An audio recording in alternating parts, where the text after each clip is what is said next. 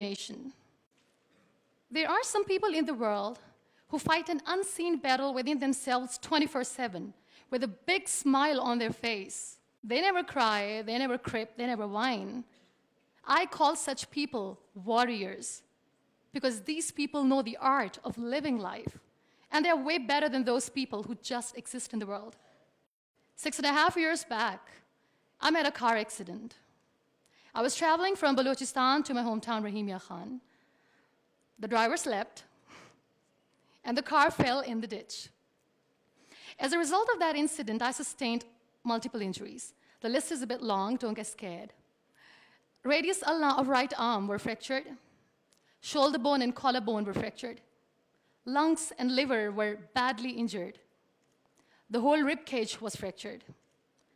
But the injury that changed my life and my personality completely was the spinal cord injury. 3 vertebrae of my backbone were completely crushed. It took us an hour or so to find an ambulance in Balochistan. All the effort went in vain because we couldn't find an ambulance. So I was thrown in the back of a Potohar Jeep, and I was rushed to the nearby hospital. In that Jeep, I realized that half of the body was fractured and half was paralyzed. We were rushed to the nearby hospital. There we came to know there was no first aid. I was kicked out. Then I went to another hospital in my hometown where doctors said, "Take her away, we cannot operate her." And I was like, "Why?" And they were like, "We don't have equipment, you will die someday, you go." I was kicked out again. But I finally ended up in a comparatively better hospital in Karachi. Luckily, I wasn't kicked out. Probably that's why I'm alive. So I stayed in that hospital for 2.5 months. I underwent 3 major, 2 minor surgeries. The doctors have put a lot of metal in my arm, a lot of metal in my backbone. So I feel more like an iron lady now. But those 2.5 months that I spent in the hospital were dreadful. I was in severe pain, both physically and psychologically. Many people left. Very close ones. The ones who were supposed to stay with me were the ones who left me when I needed them the most. I was devastated. Life was completely pointless, aimless, colorless. I was tired of wearing the white scrubs, looking at the white walls, doing nothing, sitting idle. I really didn't want to live. But then I realized that instead of crying for the people who were not meant to be with me, and for the legs which I have lost, I have people around me who want to see me alive. I have so much to be grateful for. So let's stop cribbing, stop whining, because it's pointless. The best decision that I took in my entire life was the painting that I made in the hospital with a deformed hand. That's how I added colors in my colorless life. That's how this adversity helped me in exploring an artist in me. That's how this art kept me alive through this whole journey. Then I was moved to Islamabad. I stayed in my room on the bed, confined for 2 years, because I developed multiple pressure ulcers and a variety of infections and allergies. Now, this whole traumatic journey of 2 years and 2.5 months being bedridden, doing nothing, the only thing that kept me alive was art. What a beautiful medium art is, that without uttering a single word, you express yourself. What a beautiful escape it was. But the day I sat on the wheelchair for the first time, I was a completely different person. I still remember that I looked at myself in the mirror and I said, "You cannot wait for a miracle to come and make you walk. You cannot wait for the stem cell treatment because it's very expensive.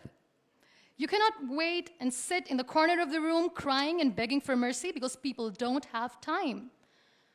So the only thing that I could do was to accept myself the way I was. The sooner, the better. That's what I did. I really wanted to make myself financially strong. Let's become professional. I started to find some jobs. A very good friend of mine, Fine Day, updated a status on Facebook saying, "We want content writers." And like a cribber, I commented, "I wish I could." I was called for that interview, and I was hired as one of the content writers for Pakistan's first official websites, heartofasia.pk. Salman Taseer late was the CEO. That's how I started my professional career. So I was becoming financially strong, stable, content writing was good. I was constantly exhibiting my work in different galleries. I was flourishing as an artist. Life was easy, but I wasn't happy.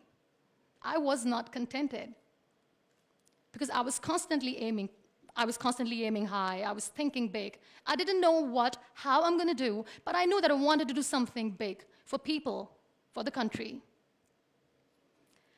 One day, I came across this polio campaign advertisement in which this little boy from a very underprivileged family is sitting on a wheelchair, and with his father sitting with him, crying and saying to the world in that campaign that give polio drops to your kids, otherwise they'll become like him. That advertisement shook me from inside. I feel devastated. The way that boy was objectified as an emblem of grief, misery, mercy, lifelessness, nothingness. Such a wrong picture which was being portrayed in media about the persons with disabilities. That's what we are called. That was the day when I decided that I have to change the perception of the people about being on wheelchair. Because being on wheelchair, you can still face the world with a big smile on your face and you can tell the world that you're happy the way you are. No one has right to objectify us as an emblem of misery or mercy. We are human beings. We breathe. We have souls. We are alive. We feel. We don't need your sympathies. We don't need your empathies. Let us live. No one has right to diss our abilities. We are capable enough to breathe and to live each and every moment of our lives. I recently did a modeling campaign for Toni & Guy, and that makes me Pakistan's first wheelchair-bound model. I'm brand ambassador of the Body Shop Pakistan, and I'm one of the very lucky Pond's Miracle women. It's always good to know that there are very few wheelchair-bound artists in the world, and I'm proud to be one, being a Pakistani, trying to preserve the ethnic jewels of the country in the paintings adorned by very graceful, strong, and powerful Pakistani women, which I paint. Very soon, I'm going to be Pakistan's first wheelchair-bound TV host. And I'm blessed to have a beautiful 3-year-old son, which, he was here, but he was so cranky. Now, you all must be thinking that why I'm using the word wheelchair over and over again in my talk. This is the very perspective I'm talking about. This wheelchair is not my weakness. This wheelchair is not an adversity. This is my strength because the kind of attention that I get when I go anywhere is priceless. Everyone loves to be in the limelight. I have started enjoying to be in the limelight too. This is the very perspective I'm talking about. This wheelchair has given me an opportunity to explore what I had in me and I never knew it. I feel really sorry for some people who play this blame game. They say they feel caged. They cannot perform well, they cannot excel because the system is not allowing them to do. The government, Pakistan, the whole world, society, economy is not letting them grow as a person. They're not excelling in their careers. They say they're caged. I feel sorry. I can undoubtedly say that I'm caged because when I get up in the morning, I'm unable to sit on my own. I'm unable to shift from the bed to the wheelchair, from the wheelchair to the car, from the car to the wheelchair.